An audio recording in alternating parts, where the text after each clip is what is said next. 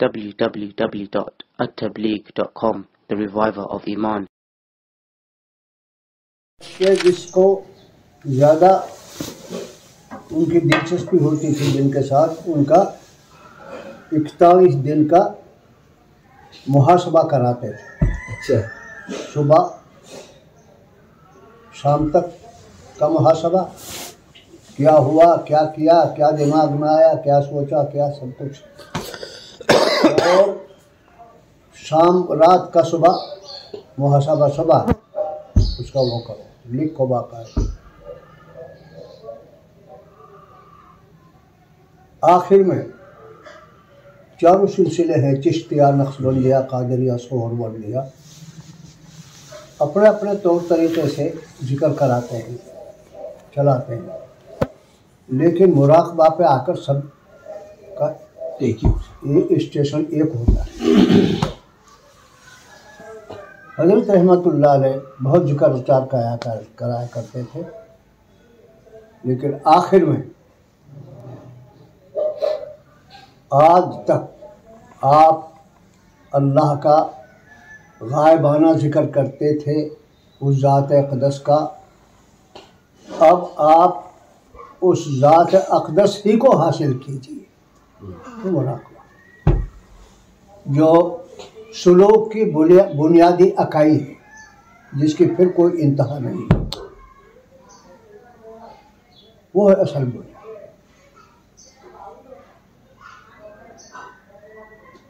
हज़रत ये मुराकबा में हज़रत वो नीयत यानी किस तरह, मैं आपसे सीख कर ही जाता हूँ इस वक्त। अभी मैंने बताया था आपको, 3 दफ़े दरूद शरीफ जी, 3 दफ़े सूरा फातिहा, 12 दफ़ा सूरा इखलास, फिर 3 दफ़े दरूद शरीफ जी। इनको पढ़ के इसका ईशान सवाब चिश्तिया, नक्शबंदिया, कादरिया, सोहरवर्दिया में जितने अच्छे लोग गुजरे हैं, तेरे नेक बंदे, उनके लिए मैं ईशान सवाब करता हूँ जी। और फिर अल्लाहुम्मा तौहिर क़ल्बी अम्मा सिवा वनव्विरहु बिअनवारि इश्क़िका व मअरिफ़तिका ववफ़्फ़िक़नी लिमा तुहिब्बु व तर्ज़ा। और आँख बंद करके जी, अल्लाह ताला जैसे अपनी ज़ात और सिफ़ात के अंदर है, वो मेरे दिल के अंदर मौजूद है।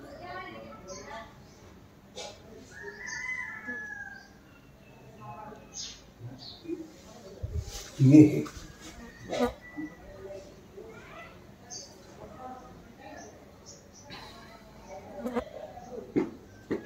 और इतना करो, कम से कम आध घंटा, फिर चलते फिरते उसका ध्यान रखो, और इतना करो कि अपने आप को भी भूल जाओ। तो असल बुनियादी इकाई है सुलूक की। और ऐसा है कि जब वो हालत होती है, कभी ऐसा भी होता है वो हालत नहीं रहती, तो वो आदमी अपने आप को मुर्दार समझता है, कुछ है नहीं। अब है नमाज, अब है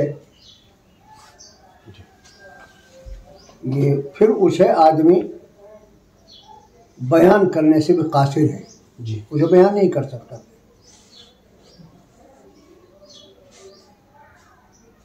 उसे ज़बान बयान ही नहीं कर सकती।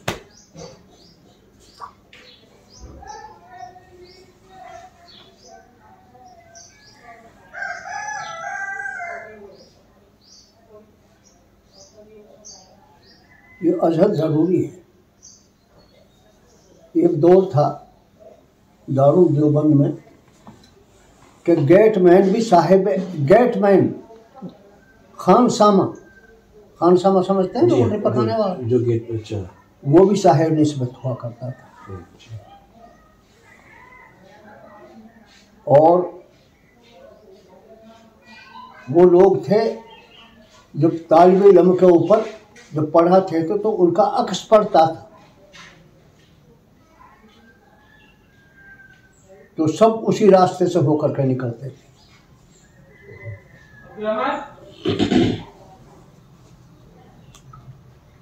और जितने लोग जिनके जरिए से हम तक इस्लाम पहुंचा है, वो सब वो लोग हैं जो खानकाह से निकल कर आए। हज़रत मौलाना इलियास रहमतुल्लाह अलैह को देखो, हज़रत शेखुल इस्लाम रहमतुल्लाह अलैह को देखो, हज़रत अब्दुल कादिर रायपुर, हज़रत शेख को देख लो, हज़रत मौलाना अशरफ तालिबी को देख लो, जितने सब खानकाह में से निकल कर आए।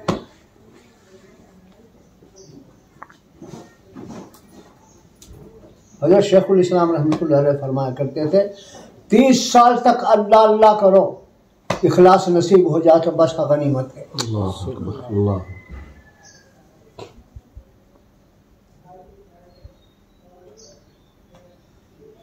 वो उस मंजिल पर पहुंच जाओ कि जिस मंजिल तुम बयान नहीं कर सकते।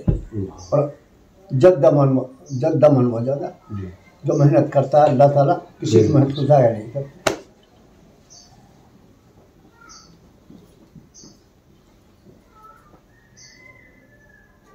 हज़रत रायपुरी रहमतुल्लाह अलैह, रायपुर में इतना जिक्र होता था, इतना जिक्र होता था खानकाह में,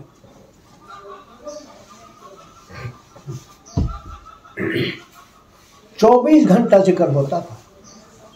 24 घंटा खानकाह अल्लाह के जिक्र से गूंजती थी। 2 वक्त ऐसे थे जब जिक्र बंद रहता था, खाने का टाइम और नमाज का टाइम। पूरी रात पूरी 24 घंटा जिक्र होता था।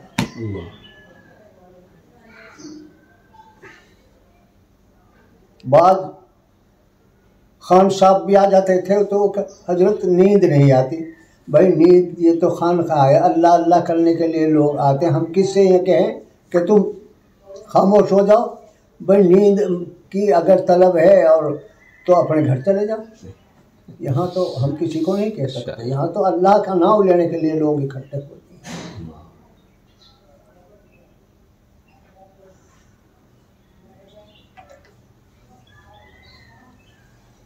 इखलास। हज़रत रायपुरी रहमतुल्लाह अलैह एक आदमी आलिम भी थे और बहुत जिक्र करते थे। एक दिन उसने दो मौली अब्दुल मन्नान रहते थे वहाँ। एक तो मेवाती अब्दुल मन्नान जो दोरा हदीस बगैर किताब लिए पढ़ाते थे, बड़े ज़बरदस्त आलिम थे। एक मौली अब्दुल मन्नान पाकिस्तानी जो हज़रत के खादिम हुआ करते थे। एक साहब ने कहा कि हज़रत मैं एक बहुत अजीब फ़िक्र में मुब्तला हूँ और 24 घंटा मेरे ऊपर सवार रहता है। तो हज़रत रायपुरी रहमतुल्लाह अलैह अब्दुल कादिर रायपुरी कम सुनता था और कम ही देखता था, सहारे से लुटाते बिठाते थे। तो हज़रत ने कहा, भाई अब्दुल मन्नान ये साहब क्या फरमा रहे हैं, इनकी बात सुनो। तो कहा कि हज़रत मैं उसमें खलजान में मुब्तला हूँ कि हम जिक्र भी करते हैं, तिलावत भी करते हैं, नमाज भी पढ़ते हैं, बहुत से नेक काम करते हैं, ये मकबूल है कि मरदूद है, इस चक्कर में इस उसमें है कि ये हमारा मकबूल है या मरदूद है, ये तो पता ही नहीं चलता। हजरत थोड़े से खामोश रहे। कहा, भाई छोटी से बड़ी नेकी करो, उम्रा है, हज है, जिहाद है, कोई भी नेकी करके, छोटी से बड़ी नेकी करके अगर आजिज़ी और इनकिसारी का मादा पैदा होता है, और हकीकत हाल भी यही है, अगर वो तौफीक नहीं दे तो कुछ कर सकता है आदमी। कुछ भी नहीं कर सकता। फरमाया अगर अल्लाह नेकी की तौफीक दे, नेकी करके आजिज़ी और इंकिसारी का मादा पैदा होता है, उसका शुक्रिया अदा करता है, नाक को निगलता है कि अल्लाह आपने तौफीक दी, वरना मेरी क्या हिम्मत। यह एहसास उसका दिल में है तो मकबूलियत की अलामत है। और नेकी करके उजुब पैदा होता है तो मरदूदियत की अलामत है। मैं नमाज पढ़ता हूँ, ये नहीं पढ़ता, मैं तहज्जुद पढ़ रहा हूँ, ये सो रहा है, मैं 50 चिल्ला तबलीग में जाता हूँ, ये नहीं जाता तबलीग में, मैं खानकाह में रहता हूँ, ये नहीं करता। अरे बाबा तेरी हिम्मत क्या है? तू कुछ कर सकता है तो है क्या? तू तो मनी के गंदे कतरे का ढेर है, वो तौफीक दे सही तो सब कुछ है, वो तौफीक ना दे तो तेरी इतनी हिम्मत है कि तू लफ्ज अल्लाह भी कह सके। तो फिर नेकी की तौफीक दे तो आजिज़ी और इंकिसारी का मादा पैदा होना चाहिए, उसका शुक्रिया अदा करना चाहिए। बोलते ये तो मनी का गंदे कतरे का ढेर चमड़े से ढक रखा है। और ये जब तक कसरत से अल्लाह का जिक्र ना करे, कुल इन कुंतुम तुहिब्बून अल्लाह फत्तबिऊनी युहिब्बुकुमुल्लाह, अल्लाह का दो टूक फैसला है, अर्जेंट फैसला। अल्लाह से मोहब्बत चाहते हो तो मेरी इत्तबा करो। हज़रत शेखुल इस्लाम रहमतुल्लाह अलैह से एक आदमी ने कहा, हज़रत पहले अकाबिर से, उलमा से, औलिया अल्लाह से कश्फ करामात का बड़ा ज़हूर होता था, अब इतना नहीं है। हज़रत ने फरमाया भाई कश्फ करामात कोई बुनियादी चीज़ नहीं है, इसमें सब बहुत से लोग सुलूक में चले और कश्फ करामात के चक्कर में अटक के रह गए, मंजिल मकसूद तक नहीं पहुंच सके। कश्फ करामात मकसद ज़िंदगी नहीं है, मकसद ज़िंदगी तो अल्लाह के नबी की सुन्नत है। जितना सुन्नत का पाबंद होगा अल्लाह के नज़दीक उतना ही महबूब भी होगा। ये बुनियादी। अब मिसाल के तौर पर हम ये कहते हैं मिसवाक है, छोटी सी लकड़ी है ये, लेकिन अल्लाह के नबी कहते हैं इसके 70 फायदे हैं, और एक फ़ायदा उसमें जो मिसवाक का पाबंद है, मरते वक्त तक उसे मकसद ज़िंदगी हासिल में होगा, कलमा तय्यब नसीब हो गया, ऑटोमेटिक हो गया, सारा सलूक तय हो गया, सारा सलूक तय हो गया, उसका खात्मा भी खैर हो गया। मिसवाक छोटी सी और 70 फायदे हैं। मैं कहता हूँ हम बैठते हैं खाने के लिए, तंदुरुस्त है और खाने के लिए बैठता, आलती पालती मार के बैठता है, सुन्नत को इख्तियार नहीं करता कि अल्लाह के नबी का तरीका कौन सा है बैठने का। 3 तरीके हैं, बस एक को इख्तियार कर ले। सुन्नत है, बुनियादी चीज है, सुन्नत शरीयत है।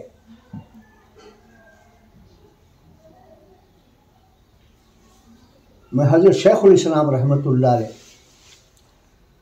मैंने ऐसा सुन्नत का पाबंद, बहुत से अकाबिर, लेकिन ऐसा सुन्नत का पाबंद एक भी सुन्नत ज़ाय नहीं होती थी।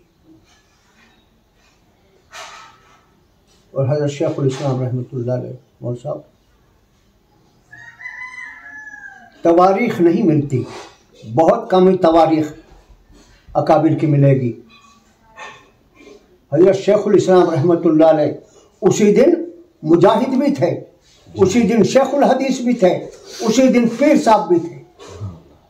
सुबह सबका सबक सुन रहे हैं, किसी का पासन पास सुन रहे हैं, किसी का कुछ सुन रहे हैं, किसी का मुराकबा सुन रहे हैं, किसी का कुछ सुन रहे हैं, किसी का ख्वाब का जवाब दे रहे हैं। पीर साहब सुबह सुबह फजर की नमाज के बाद, फिर निकले, अंग्रेजों को ललकार के आए।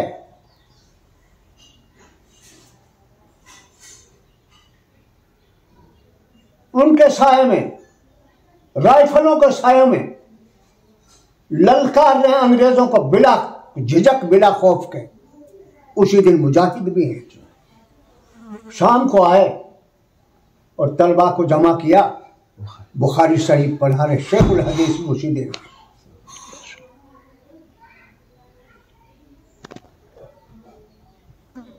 ये मर्तबा हर एक को हासिल नहीं होता, तवारीख में नहीं मिलता है। हमने देखा है, अल्लाह से कह दिया वही हो गया उसी वक्त। अल्लाह। अगर अब से सुबह तक हजरत के करामात और हजरत की कारकर्दगी मेरे दिमाग में किताब महफूज है, सन 47 से लेकर अब क्या वजह आज तक जो कुछ हुआ है।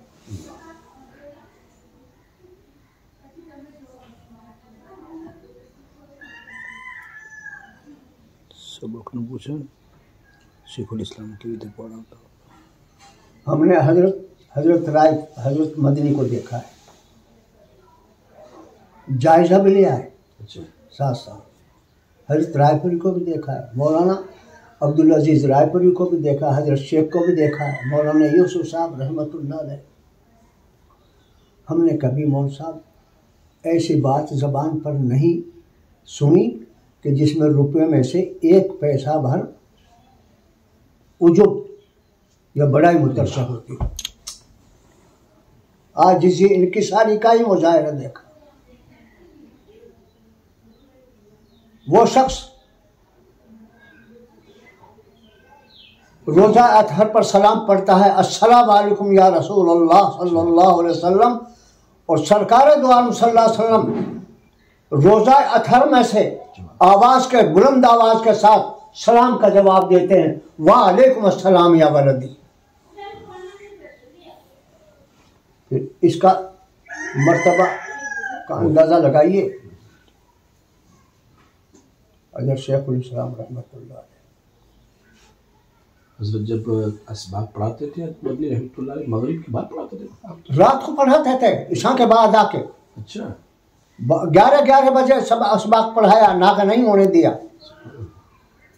जब कभी तशरीफ हाँ लाते थे। हाँ। अच्छा।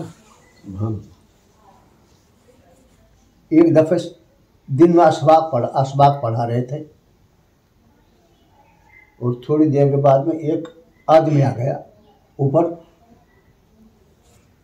हुसैन अहमद सुल्पा भर के लाओ। और हुसैन अहमद सुल्पा भरने के तो सख्त मुखालिफ थे। सुल्पा के वो चुल्लू हुक्का तो तलवाजी हजरत ने सुल्पा भर के मंगवाया और लिया। उसने 2-4 घूंट मारी, अलहदा को 2-4 बात करी और नीचे को उतरा। तो हजरत रहमतुल्लाह अलैह अपने आप को कुछ नहीं समझते थे। तलवा ने कहा, हजरत ये कौन आदमी था आपने जिसको सुल्पा भरवाया? अरे आप अपना काम कीजिएगा, आपको इन बातों से क्या मतलब? कहना हजरत फिर भी हम तो नहीं पढ़ते सबक जब तक आप नहीं बताएंगे। अच्छा, ये कलकत्ता के कुतुबों में से होते हैं। अल्लाह।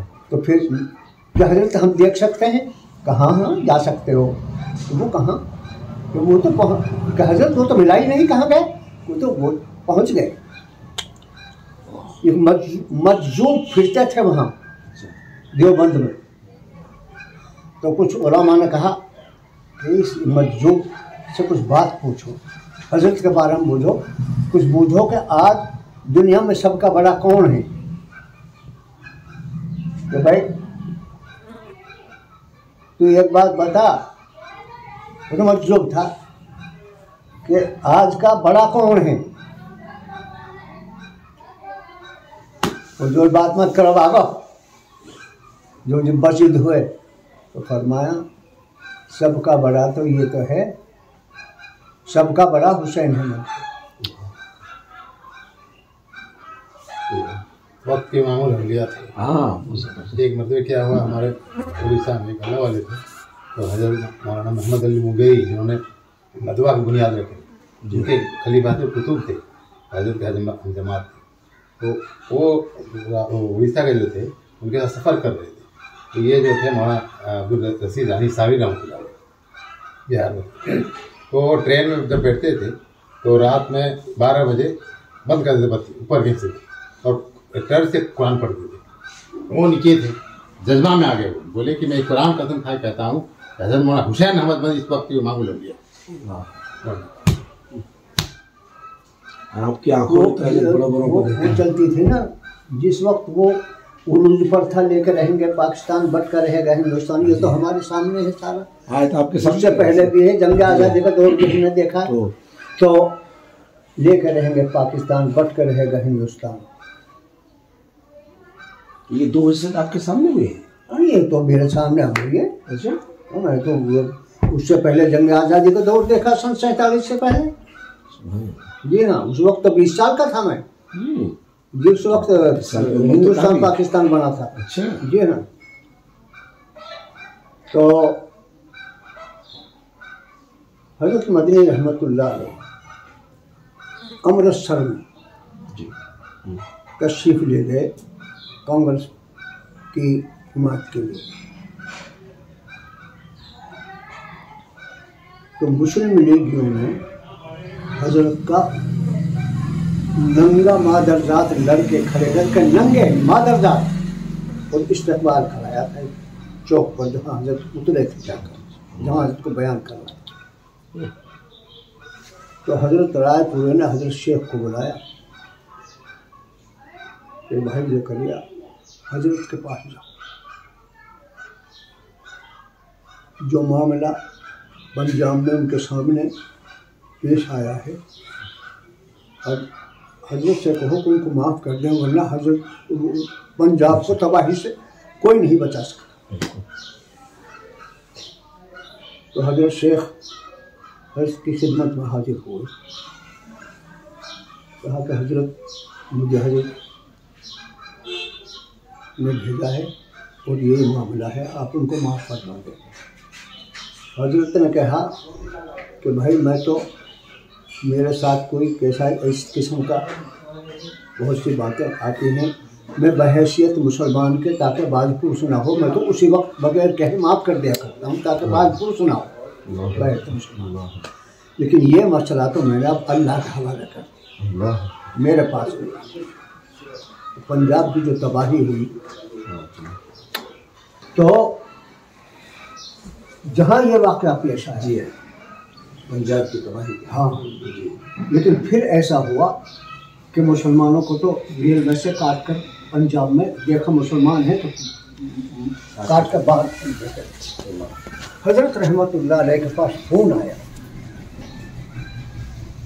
कि हजरत, जहाँ हमने आपके सामने चौक पर नंगा मादरजाद लड़कों का डांस कराया था आपका इस्तकबाल में, आज हमारी लड़कियों का वहाँ नंगा करके डांस कराया जा रहा है, जवान लड़कियों का, उसी चौक पर। अल्लाह के वास्ते हमारी मदद करें। तो हजरत बैठे हुए थे मेहमान खाने में, मेहमान खाने में, और एकदम खड़े हो गए।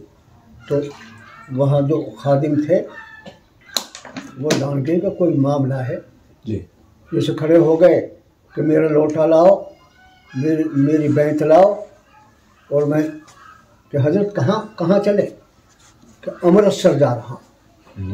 कि हजरत अमृतसर कैसे जाएंगे, वहाँ में तो रेल में से तो मुसलमान को काट के फेंक देते हैं। कहा मुझे वहाँ अल्लाह के वास्ते मदद के लिए बोला है, अगर मैं उनकी मदद ना करूँगा तो मरने के बाद मैं रोज़े महशर में क्या जवाब दूँगा, अल्लाह हिफाजत फरमाएगी। तो फौरन 2 और भी साथ हो गए और रेल में बैठ गए जाके। रेल तो सरदार और हिंदू घूम घूम के देख रहे थे। एक सरदार अप टू गैस किस्म का, और सीट पे से उठे बैतुल खला पे गए। बैतुल खला जैसे उसने खोला और खोल के बंद करके और सीट पर आ बैठे। हजरत रहमतुल्लाह अलैह देख रहे थे।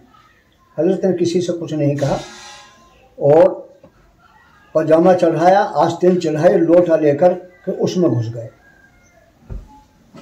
उसको जो साफ किया, साफ करने के बाद, हाथ पैर धोने के बाद में सरदार जी के पास गए। सरदार जी, आपको तकलीफ हो रही होगी, बैतुल खला साफ है, अब जाइए।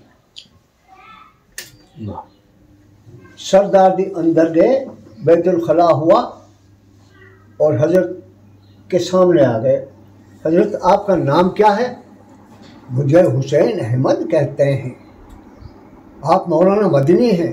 हाँ, चूंकि हमारा बाप दादा का ठिकाना मदीना तैयबा था, हमारे शहर मदीना है हमारे बाप दादों का, तो इसलिए मुझे मदनी भी कहते हैं। आप हुसैन अहमद मदनी हैं। हजरत, हमने आपके तज़किरे बहुत सुने थे, लेकिन आप देख लें, आप सच्चे खादिम हैं। कौन के? आप सच्चे खादिम हैं। क्या बात हो गई भाई? हमारे बैतुल खला को रोज़ाना भंगन साफ करती है। आपको मैंने जांच लिया कि आपको तकलीफ है बहुत ज़बरदस्त और आप बाहर निकल आए। अगर मैंने साफ कर दिया तो क्या बड़ी बात हो गई कि सच्चे खादिम है हजरत आप। आज हमने देख लिया। आप ये बताइए कि आप कहाँ तशरीफ़ ले जा रहे हैं? कि मैं गवर्नर के पास जा रहा हूँ अमृतसर, और ये मसला है कि हजरत मैं ही गवर्नर हूँ, मैं ही दिल्ली से जा रहा हूँ, मैं ही गवर्नर हूँ, मैं अभी वारस करता हूँ और आप कहीं जाने की जरूरत ना है। मेरी तो खुशकिस्मती है, आप मेरे कोठे पर चलिए, मैं सबको वहीं बुला लूँ। और इंतजाम हो गए। ये थे हजरत मदनी। हमने ऐसी ऐसी करामत हजरत की देखी, हाँ, कहे दियार हो गया। हजरत मौलाना इलियास रहमतुल्लाह अलैह को मेवात से बड़ा लगाव था, बहुत ज़्यादा मखसूस तौर पर। हजरत मौलाना इलियास रहमतुल्लाह अलैह ने नुहू में इजलास बुलाया। हजरत मदनी रहमतुल्लाह अलैह को दावत दी, मौलाना अशरफ अली थानवी को, हजरत मौलाना अब्दुल कादिर रायपुरी, हजरत शेख वगैरह सबको दावत दी। तारीख तय हो गई, दावत मंजूर हो गई, जलसा हो गया। हजरत मौलाना इलियास रहमतुल्लाह अलैह निजामुद्दीन में चारपाई पर लोटे हुए थे। एक मेवा थी, आलिम थे, तबलीग के काम में बहुत लगे हुए थे। वो हजरत के पैर दबा रहे थे। तब क्या कह रहे हैं, इलाके का कुछ मिजाज होता है, हमारे मेवात का मिजाज कुछ टेढ़ा है। तो क्या कह रहे हैं मौलाना से, मौलाना इलियास से, हजरत मेवात में तो आप ही काफ़ी हो, दूसरों को क्यों बुलाते हैं?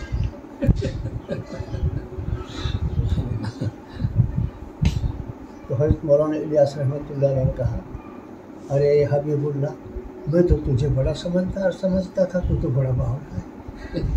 कि हजरत वो कैसे?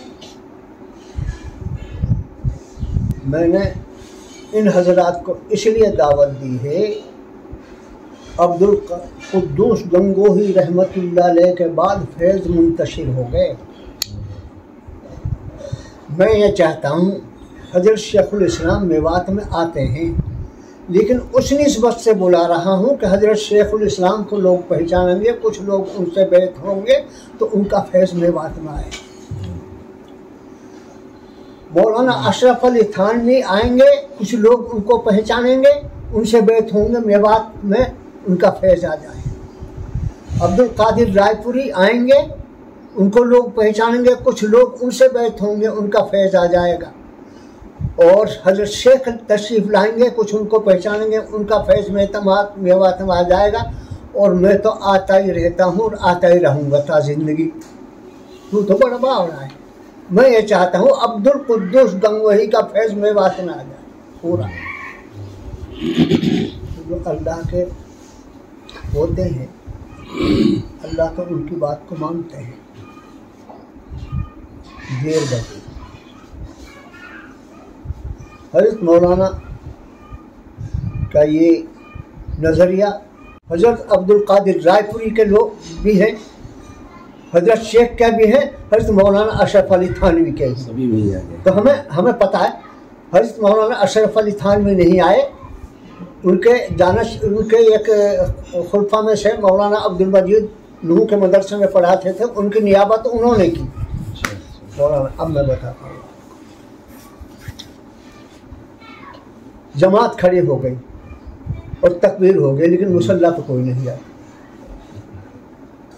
हज़रत शेख जमात में से आए, हज़रत शेखुल इस्लाम रहमतुल्लाह अलैह के सामने, हज़रत आपकी मौजूदगी में कौन मुसल्ला पे जाएगा? सब ये चाहते हैं कि आप नमाज पढ़ा दें। हज़रत ने कहा, मैं अपनी नमाज कैसे पढ़ता हूँ, आप ज़बरदस्ती करते हैं, आप क्यों नहीं पढ़ा देते? हज़रत रायपुरी बराबर में खड़े हुए थे, अब्दुल कादिर रायपुरी। हज़रत अब तो सबकी तमन्ना यही है कि आप ही नमाज पढ़ा दें। अच्छा हुक्मन पढ़ाए देता हूँ, लेकिन आप किसी की रियात का कोई खाना नहीं है, चलो हुक्मन पढ़ाए देता हूँ। हज़रत ने नमाज पढ़ाई असर की नमाज जब हो गई तो जो मदरसे के ज़िम्मेदार थे वो हज़रत के सामने आ गए। हज़रत, यह हमारा कुआं है, इसका पानी कुछ नमकीन है, अगर अल्लाह से आप कह दें तो यह हमारा पानी मीठा हो जाएगा। कैसी बात करते हैं आप? मैंने इतनी शक्कर जमा कर रखी है कि मैं इसमें डाल दूँ मीठा हो जाए? कि हज़रत हमारा एतकाद ये है कि आपने अल्लाह से कह दिया तो मीठा हो जाएगा। बहुत अच्छा, अगर अल्लाह पर आपका इतना कवी एतकाद है तो अनकरीब मीठा कर देगा, वो मीठा हो जाएगा। तीसरे दिन मौल साहब उस कुएं का पानी मीठा होगा, और जब तक अब तो वाटर सप्लाई आ गई और मस्जिद में आ गया वो कुआं आंट दिया, पूरा शहर उसी कुएं का पानी पीते।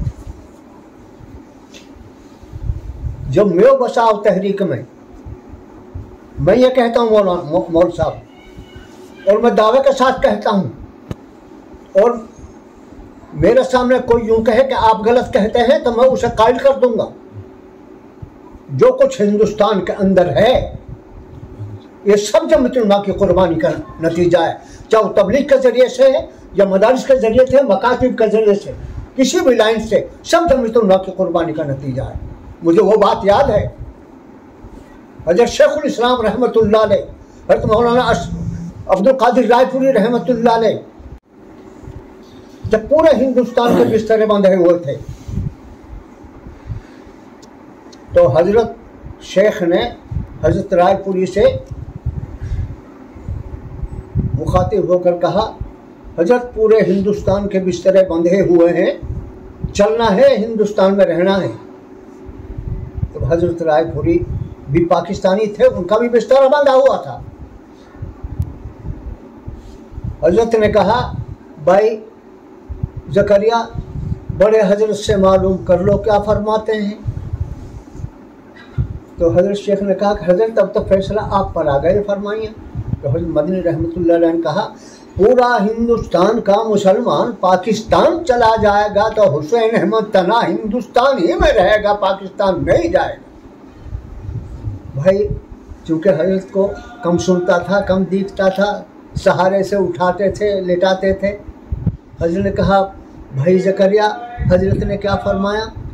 कि हज़रत ये फरमाया, बस हमारा भी बिस्तरा खोल दो, अब चलना नहीं, हिंदुस्तान में ही रहना।